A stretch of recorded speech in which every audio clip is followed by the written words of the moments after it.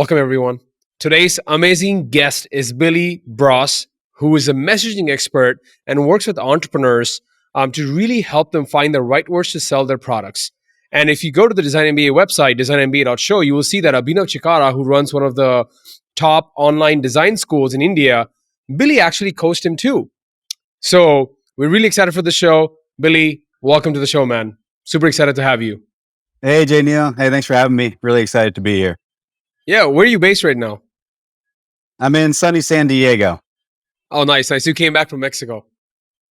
Yeah, back from Mexico. Yeah. Man. My in-laws live down there, so I go down there pretty frequently. Wow, you speak Spanish or pick that up now? Working on it. Growing up, learning languages wasn't a big deal, and I took a Latin of all things, which isn't too useful. And this was in Virginia, where there's just not a lot of Spanish spoken.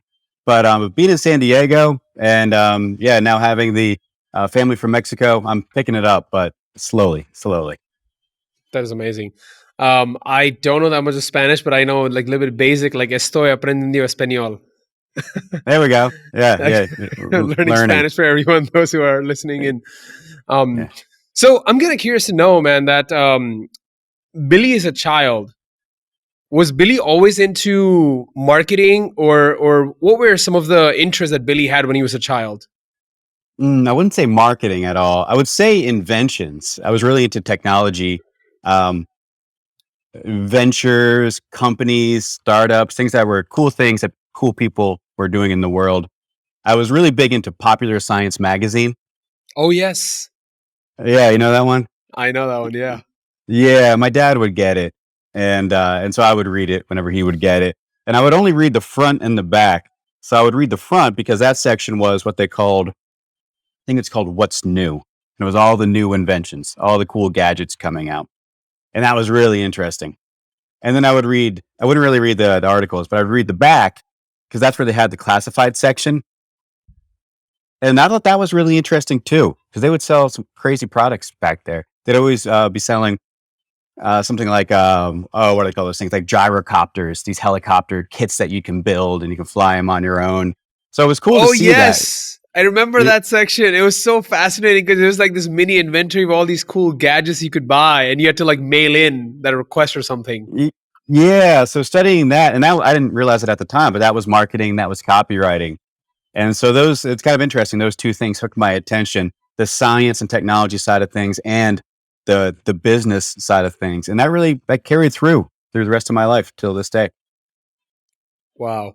And then once you like started, and then after that, what was your journey like after college? Like I believe you joined a big company, right? You joined a corporation? It was actually a small company. It was a 15-person company. It was a small engineering firm specializing in clean energy. So we worked on big clean energy, renewable energy efficiency projects, things like wind and solar, that sort of thing. Wow. And during this whole time, you still had that itch to have your own venture and do stuff on the side. Always, yeah. I always had that. And I scratched that itch somewhat through this company because it was all very new stuff. The things that we were working on, technologies like cellulosic ethanol, was cutting edge. So it certainly scratched that itch. The problem I was doing it within this organization. And again, a small one where I really felt my growth was limited. And that's what eventually led me to do my own thing.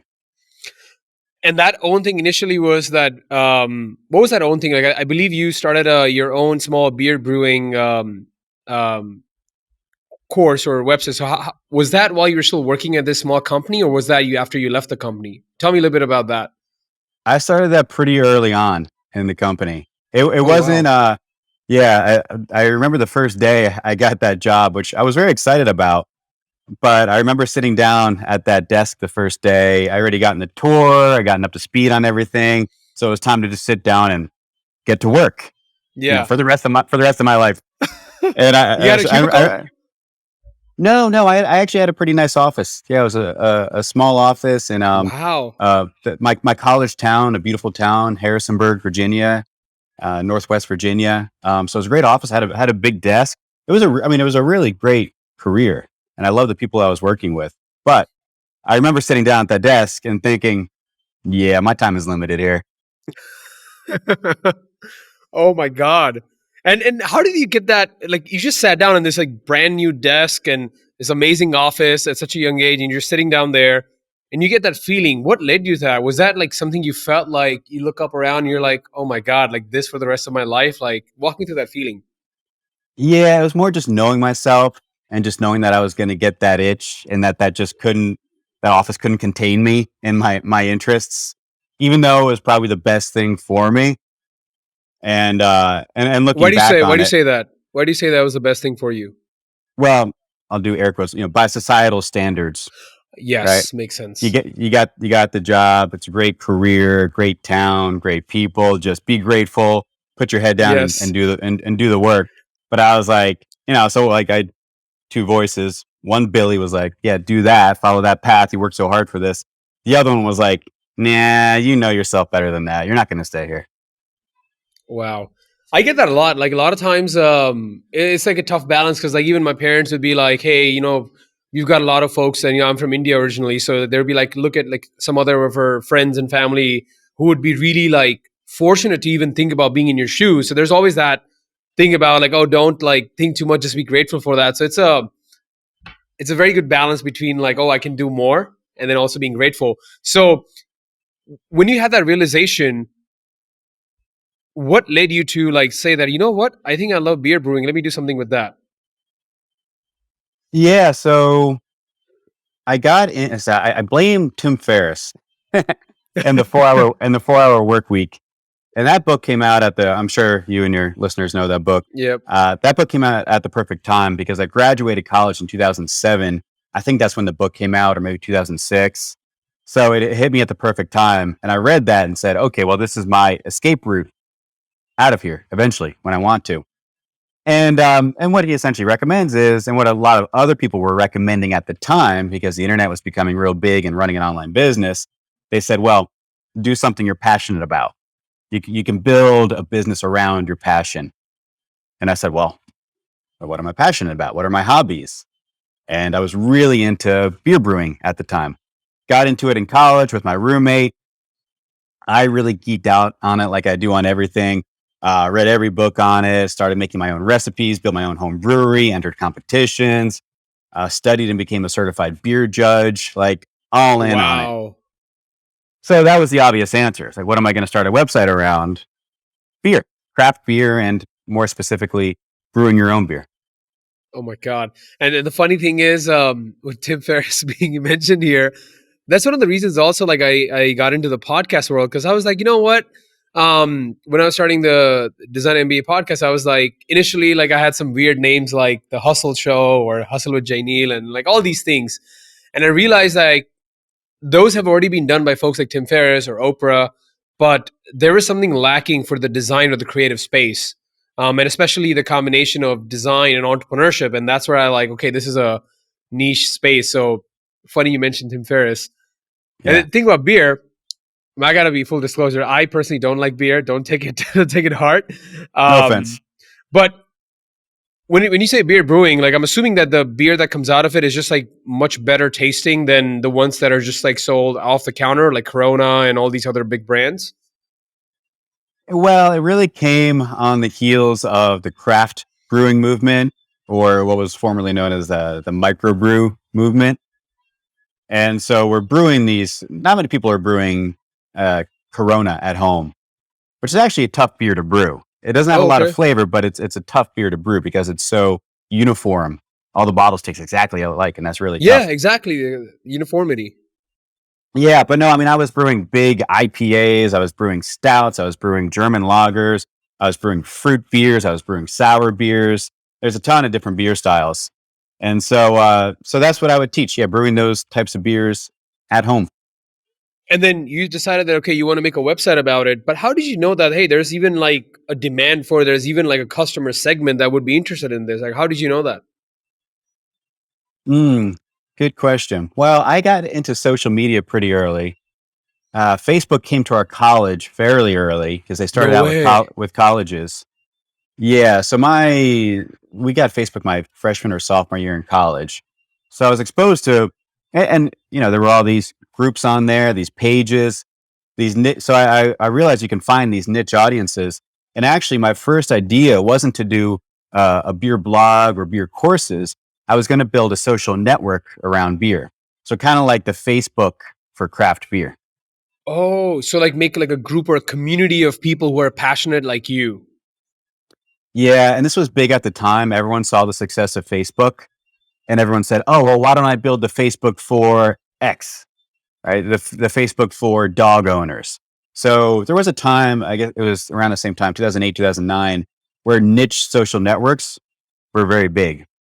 However, I realized that it was a real tough thing to build. A Facebook, like the technology, it's tough to Yes. build. I was trying to build it myself, and that wasn't going anywhere. And then I reached out to some companies, and they were charging 30, 40, $50,000 to build something very basic. I didn't have that kind of money. So, and then what happened was it turns out that these niche social networks didn't do very well because you just have the groups on Facebook. You have the dog owners group on Facebook. You have the beer brewers group on Facebook. So that's when I really discovered blogging. So I went from the social network idea into the blogging idea. And then the blogging, so I started doing that, and that had some success. I was on Twitter pretty early. I was on Twitter in 2008, and there was a large craft beer community on Twitter. And that provided a lot of my early traffic. That and blogging provided most of my early traffic for that website. And through that website, you said that let me just make a course on this.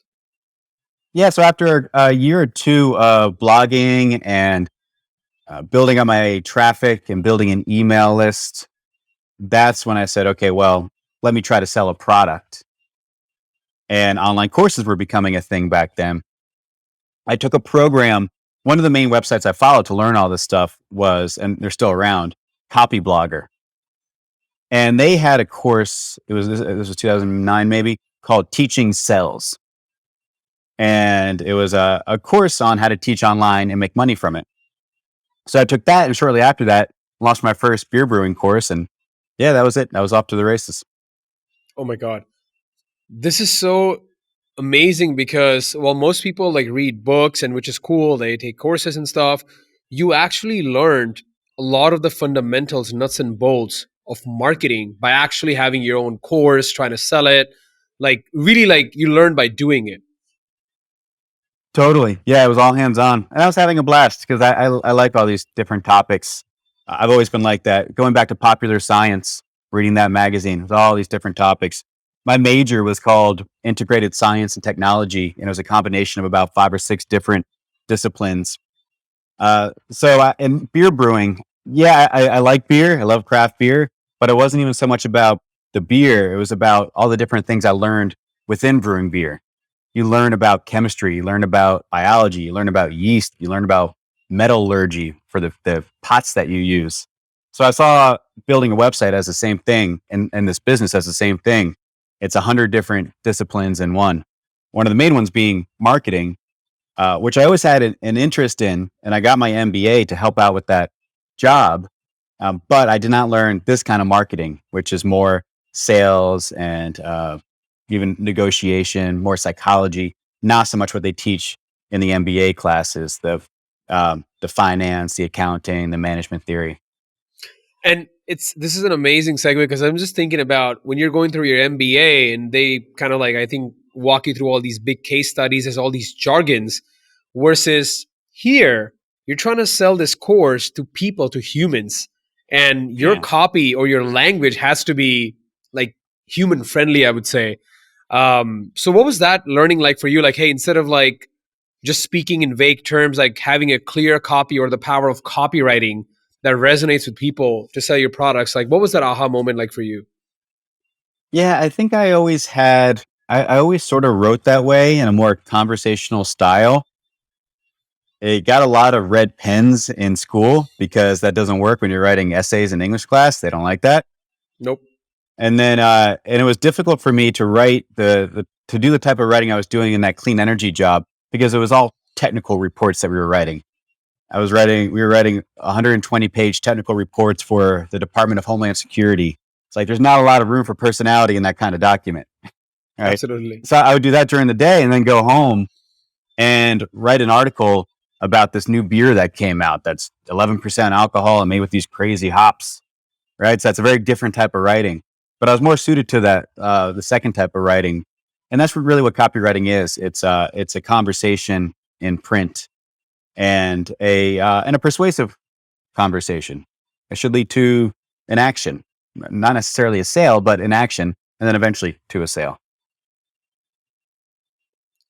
I'm literally just like stopping myself and thinking about that. Like copywriting is basically a conversation in print, and if we extend that, copywriting is a conversation in the digital era. Like it can be anywhere, it can be social media, anywhere, but it's like a conversation that leads to some kind of action, whatever that is for that person. Exactly. Yeah. Wow. And this brings me to some another quote that you shared with me when we were having just our own conversation. You said marketing, if viewed that way, is also sales at scale. Yeah. And I found that to be such a profound thing because you can have people that are really good at selling or convincing you one on one, but that Mm. also has its own limitation. But then you say that marketing is basically sales at scale. Explain that to me a little bit more in detail. Yeah. Well, if you think about it, a long time ago, our ancestors, they weren't really doing marketing, they were doing sales. The setup, it might have looked something like a modern day farmer's market where you have your goods, no digital products back then. You had your goods, you might have your apples, and someone comes and they check out your apples, they handle them, they ask you questions about them, you answer the questions, and the sale is made. And that is the ideal sales scenario because it's dynamic, it's in person, you can read body language, you can respond to someone's questions very quickly if you're the product creator. But then that doesn't scale too well. So the question is, how do you do that at scale where it's not one to one, it's one to many, and it's not, and it's beyond just doing that from a stage because you could do that from a stage, and that happens still all the time. You might have a conference, and then someone gives a pitch at the end. But now, how do you do that over a greater distance, and also where it's not in real time, where it's asynchronous, and that's really where you need marketing. And so that's what I mean by marketing is selling at scale. It's one to many and broadcast over a long distance, and it can be read, it can be consumed really at any time. And so that's really how I see it. It's just an extension of the sales process, and it's done primarily through publishing, publishing some form of content, some form of communication, whether that's written or visual or audio or a combination.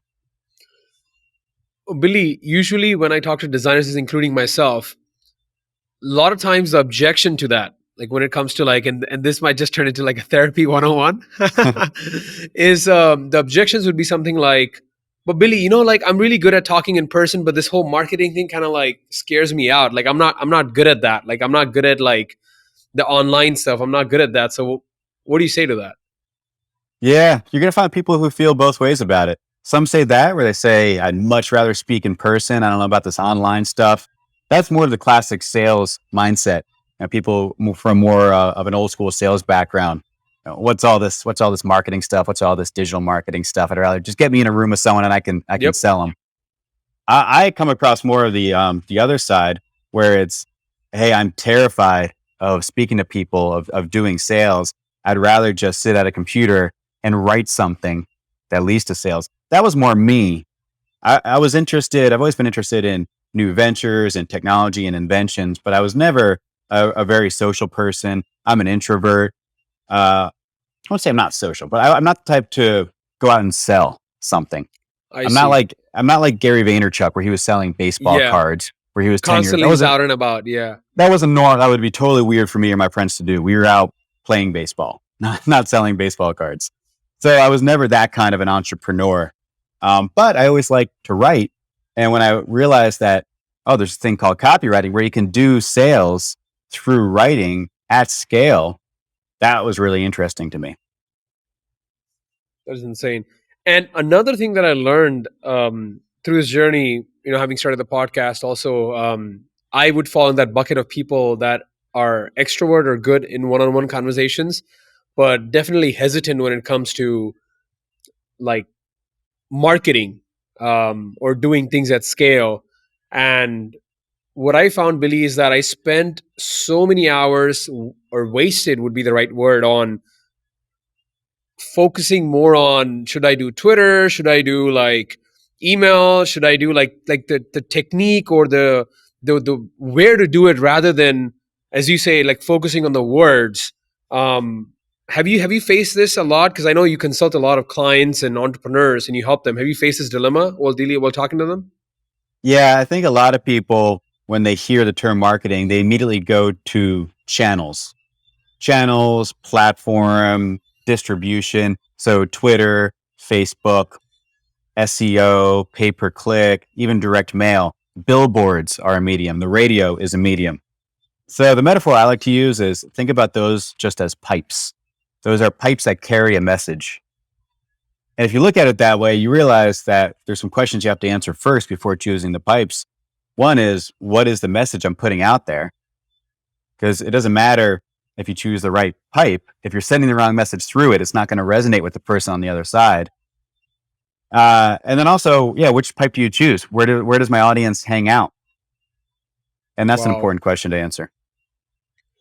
And even a objection or a question to that you might get, and which I'm already going to throw it at you, Go for it. is Billy. I get this idea that okay, I have this message or something I want to share with the world, and then all these platforms are like pipes through which I send them.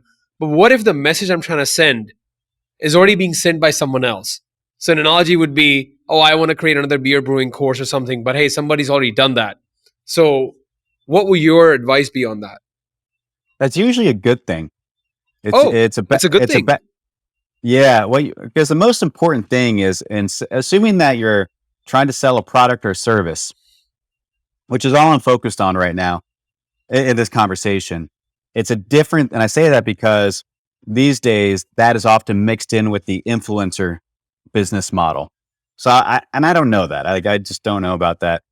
Building a big audience on YouTube, like building a big YouTube channel, that's really not my area. But if you want to sell a product or a service, and it can be a digital product like a course, that's what I'm talking about. And it's a good thing if you see other people doing it, because that means that people are buying that type of product. Because what is normally the case, and I've spoken with hundreds of entrepreneurs, it's very difficult to sell a product. And the reason it is because a lot of people create a product that nobody wants, that there's just not Oh, that there's just not demand for. And it's kind of like an invention. You see these people go on Shark Tank, and they come up with this amazing product. The technology is really cool, but they ask, what are the sales? And there's no sales of it. And no amount of marketing in the world is going to overcome that. It's a tricky thing to figure out. And I recommend that entrepreneurs think of themselves more like inventors. So is the product that you're creating, your invention, do people want it? And if you get that right, then you can figure out all the other stuff. But if you don't figure that out, do not pass go. You're not going to get any further than that. this is mind blowing because usually the one way that to think about is like you want to be the first to market, you want to be the only one to sell that kind of specific course. But then what I hear from you is so empowering because I'm like, oh, you know what? Because I felt this like when I started my podcast, Billy, I was like in a similar situation where I was like, oh, I'm not the first one to do a podcast. I'm super late. And then I got Yeah. similar advice where someone said like, oh, that's a good sign that, like people want to hear a podcast. So um, I think that's really insightful just to like see that there's other people, the market is big enough to accommodate um, multiple players, so to speak, in that space. Totally. Yeah. And then the trick becomes differentiating yourself. So I think, of course, there's exceptions. You have the Steve Jobs types who are just so visionary. They come out with something where you couldn't have figured that out just based on market research alone. That's the exception, though. So set that aside. Don't try to be Steve Jobs or Henry Ford, but look for where there's demand, where customers are buying things, and customers will switch. They'll switch products very quickly. So find that product that's being sold where there's demand for it, and then put your own spin on it. Do something different. Take a different angle, different approach. And the differentiator, one of them would be finding the right words, the copywriting.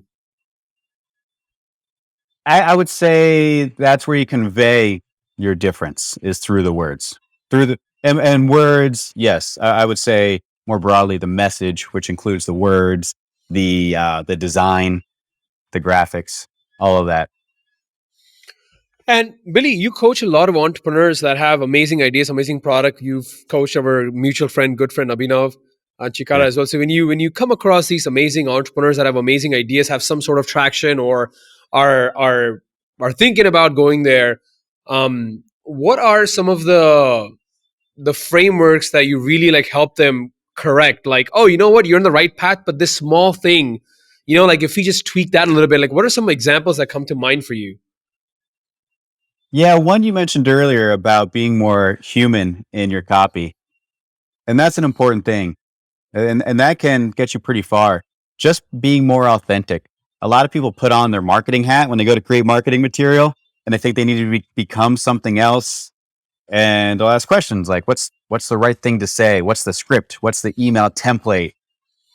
And that stuff can help. It can give you direction.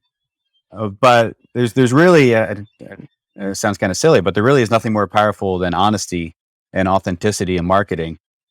And it comes down to trust, because you can tell when you read something, when you read some sales copy or a document, anything, if that person with their marketer hat on, their professional hat, someone trying to sound business like, or if that's that real person, that's their real voice. We can sense that, right? You read Warren Buffett's annual sales letter, or not annual, what's it called? Annual letter to his shareholders. Yes. Have you ever read those? Yes. Yeah, and it comes right through, and it's a very formal type of document. You read all the other Yeah. ones, they sound nothing like his. But when you read his, it sounds just like a personal conversation. It sounds like that letter was written right to you. And so don't skip over that, because that's really important, and it's not as easy as people think. And it's just a matter of letting your guard down and be willing to be authentic and be a little bit vulnerable and let yourself shine through. And that is not easy for most people, and it takes a lot of practice. I'm thinking about this right now because I had the pleasure of working with your client and now friend Abhinav. Hmm. And I remember vividly that for folks listening in, if you go to 10kdesigners.com, it's one of the top online design schools in India. So Abhinav's made the updates that you shared with him in your coaching calls, and I had seen the website before that, which was more of like false in the traditional one. Like most people, when they try to sell courses, is usually like the product, benefits, and it's just like chunks. Like, oh, I gotta like throw this on the wall. I gotta throw this. I gotta throw this, and that's usually what they end up. And then the after that, I've seen also when he made your updates, which is more of like it's like a story. Like he's telling a story, like how he got the idea to why he wanted to like teach people design in India.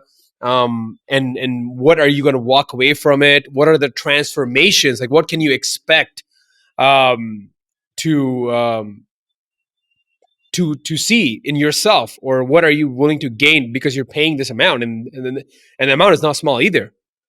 So that kind of like narrative storytelling is just amazing. Can you like share, like if you had to like um I mean, I know it's hard to like speak at high level, but like kind of that framework a little bit about that. I think a story is a good way to think about it, because we're wired for stories. And what does a story have? It has a beginning, a middle, and an end. Here's where I was, here's what happened, and here's where I wound up. And that fits very well into selling, into making a persuasive argument. So for someone like Abhinav, here's where I was, and he talks about his backstory and what was going on and the need that he saw in the marketplace. Here's what happened.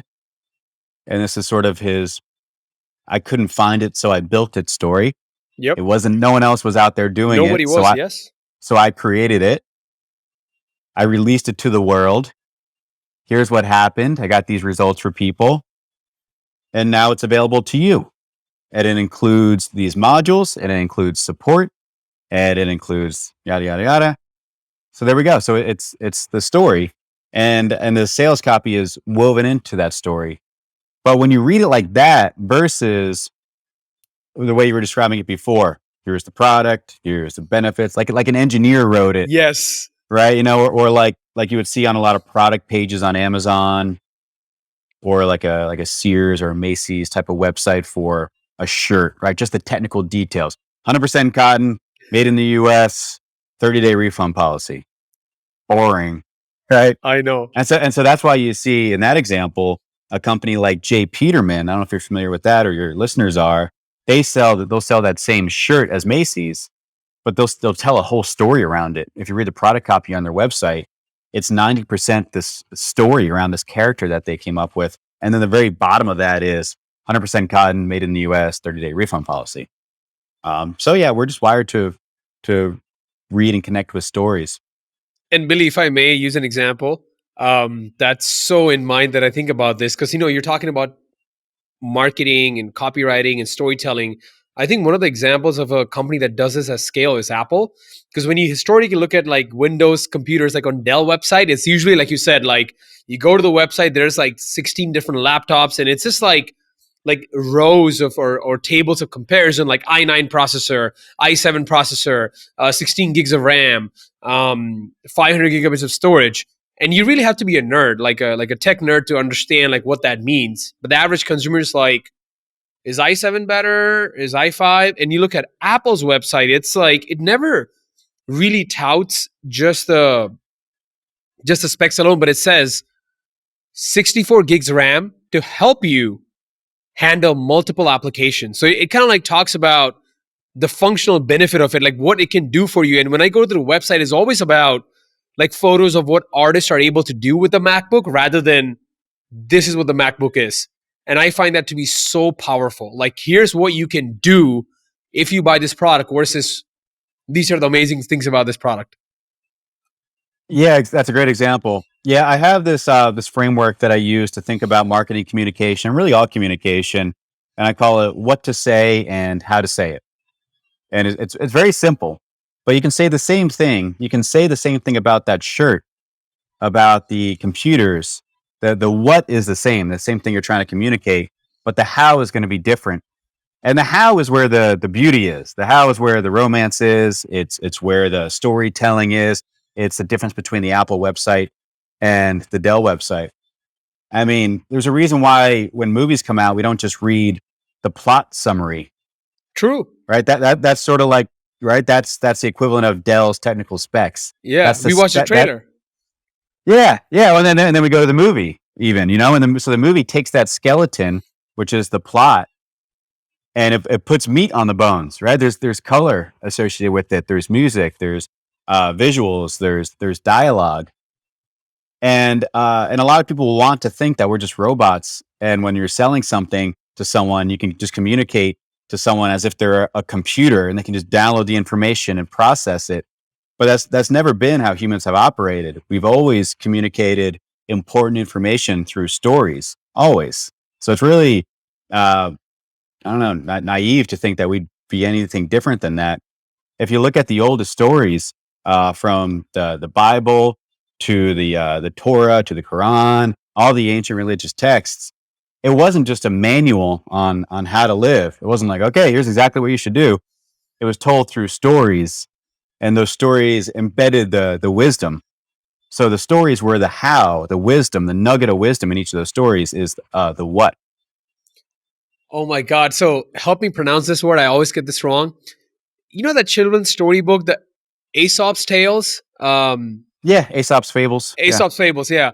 So they have a lot of nuggets of wisdom, but it's always through the story of an animal like a fox and the sheep and the lion. And I remember those like stories because of that. And the wisdom was ingrained in it. But if it was just like, here's like 100 like timely like stories of like all, I don't know, forever applicable, I don't think I would yeah. have read it. No, no, and that there's a reason why you remember those stories, and you probably don't remember the technical specs of some product that you bought years ago. Wow.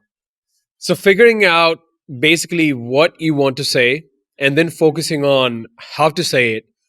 Now, how does one drown out the noise? Because currently what's happening is the current like advice, so to speak, one can glean is just everyone's just like, oh, create this mass following, create this like massive YouTube, Instagram and stuff. And really without even focusing on the messaging, I mean, I fell a victim to that too, where it's just you're like, okay, just produce content, like get these followers. Um, and I think that's not really helpful because I don't know if you saw one of those like funny stories going around where this Instagram influencer had like 1 million followers, and then they try to sell their own T-shirt or something, and they could barely even make like $100 in sales because I don't even know if that audience connected with them, and that really opened up my eye that hey, I'd rather sell a product that has a genuine story, even with a smaller following, rather than build this mass following that's not even going to buy any of my products, if that's the goal. Yeah, and you nailed it with that last sentence there. If that's the goal, it depends on what your goal is, and you really have to get clear on that. And it can't just be I want to make money, because there's all different ways to make money. Oh, So, for example, I'm not very big. I do training, consulting, coaching. I am not trying to monetize through being an influencer. Just not of interest for me. I don't have an interest in having a big YouTube channel. I don't like being on social media all that much. I've tried all the platforms. I don't have an interest in doing Instagram stories or anything like that. That excites a lot of people. And maybe, Billy, when he was 20, would have been more into that. And I was more into that stuff. Like I said, I got into Twitter back then.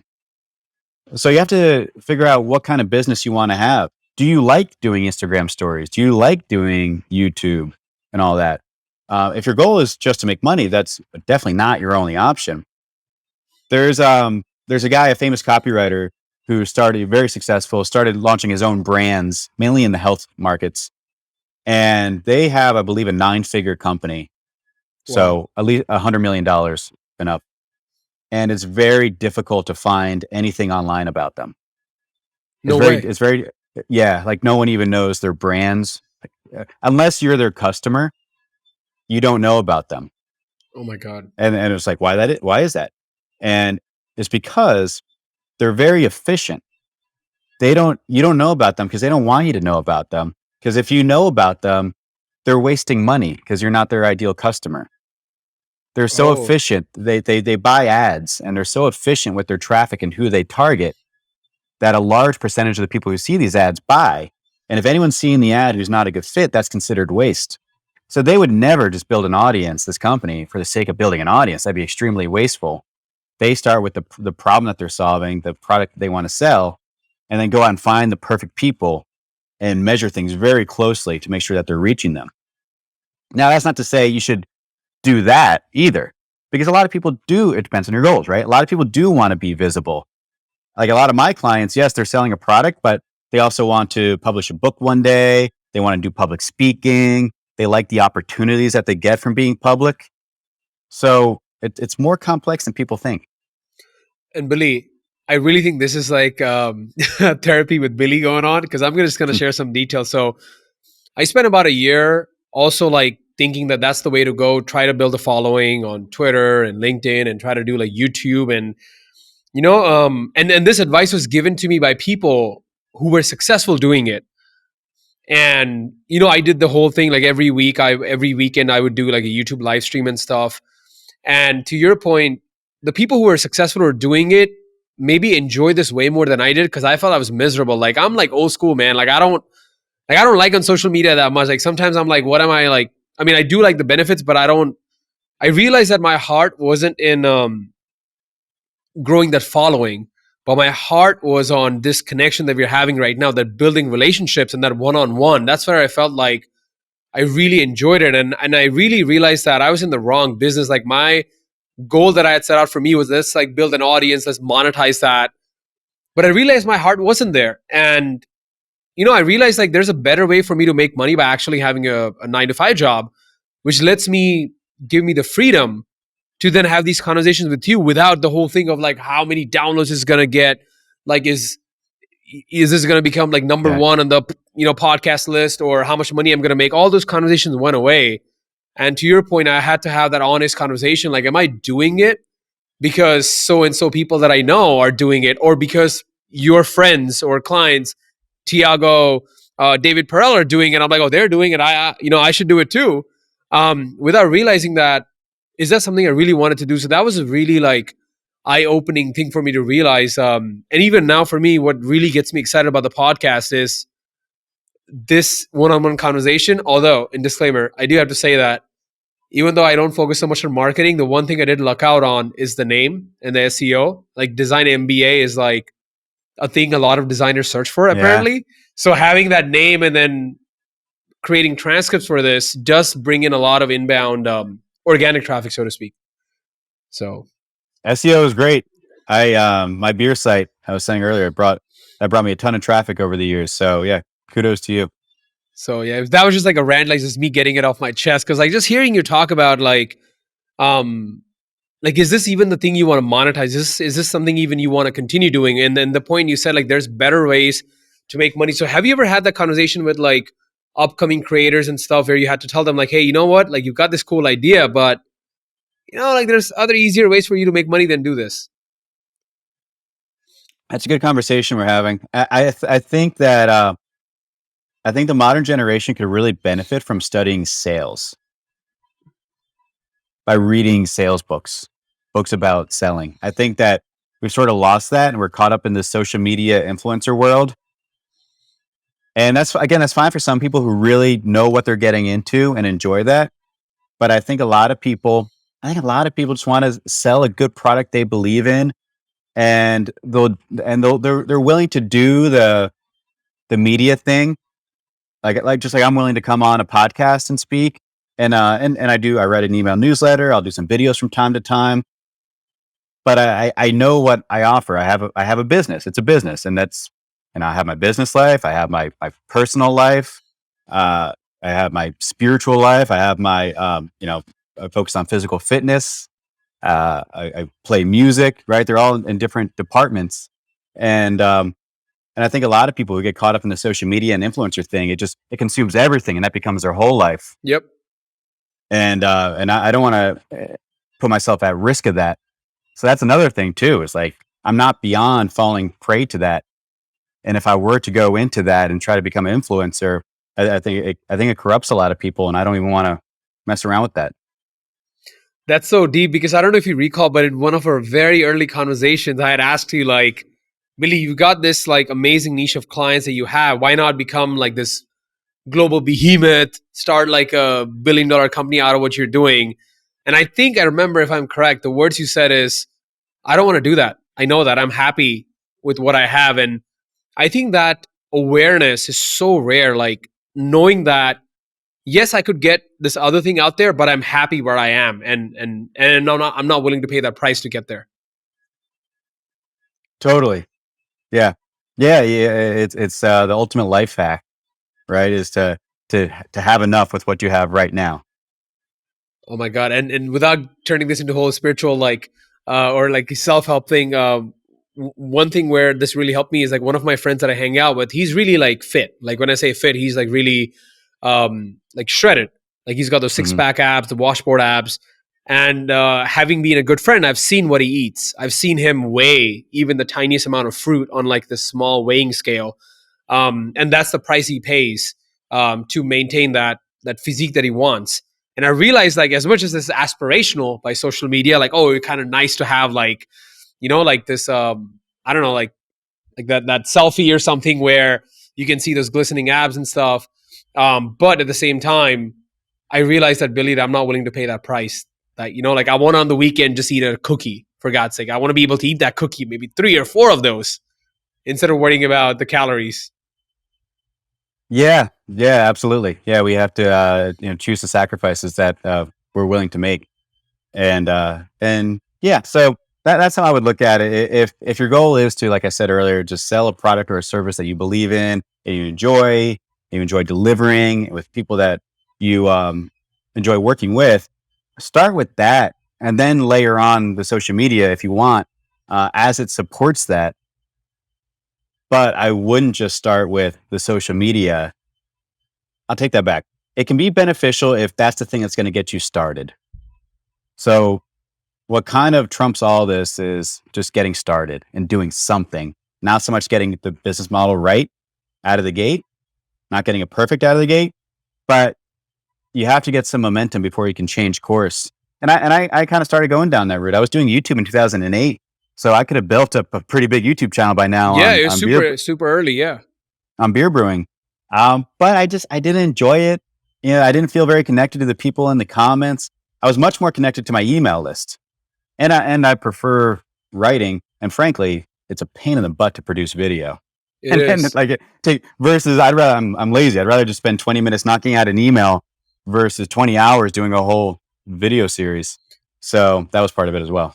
And Billy, you don't have any regrets because someone could say that, oh my God, Billy, you were in YouTube in 2008. Like, oh my God, you could have started on anything and you would have become like super famous now. So you're at peace Oh, with that now. I have no desire to be famous. No. When you said that, I recoiled. I was like, I don't want to be famous. And if I become well known for something that I create that's really valuable, awesome. But I think it's important to separate, and your audience will, I think, understand this, the art from the artist.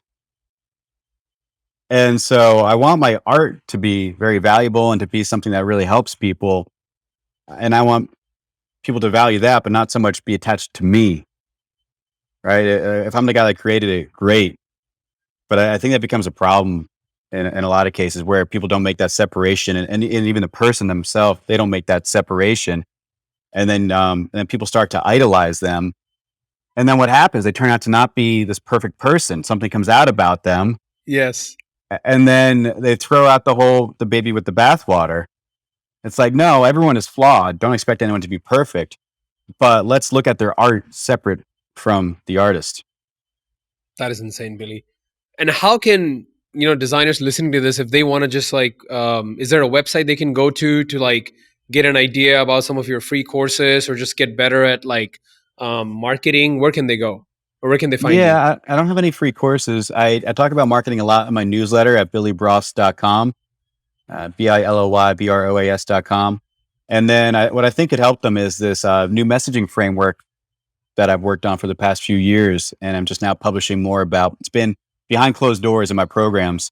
It's called the 5 Light Bulbs. And you can get to that from the number 5lightbulbs.com. And so the reason I created it is really because so many of my clients, including myself, were overwhelmed by marketing because you get confused about the message and the channels like we were talking about earlier. What's the difference? I went upstream of those channels and said, okay, let's get the core messaging in place first. And then we can distribute it through these different marketing channels. But we need a framework to figure out what that core message needs to be. And that's what the 5 light bulbs are. They're the 5 check boxes you need to check on your core messaging. And it can work for any type of product or service. Awesome. I'm going to link to that messaging framework in the show notes. So folks, if you're listening, you can check it out. I just want to say, Billy, thank you so much for coming on the show. Thank you, J. Neil. Yeah, you do a great job with this podcast. Keep it up. Thank you.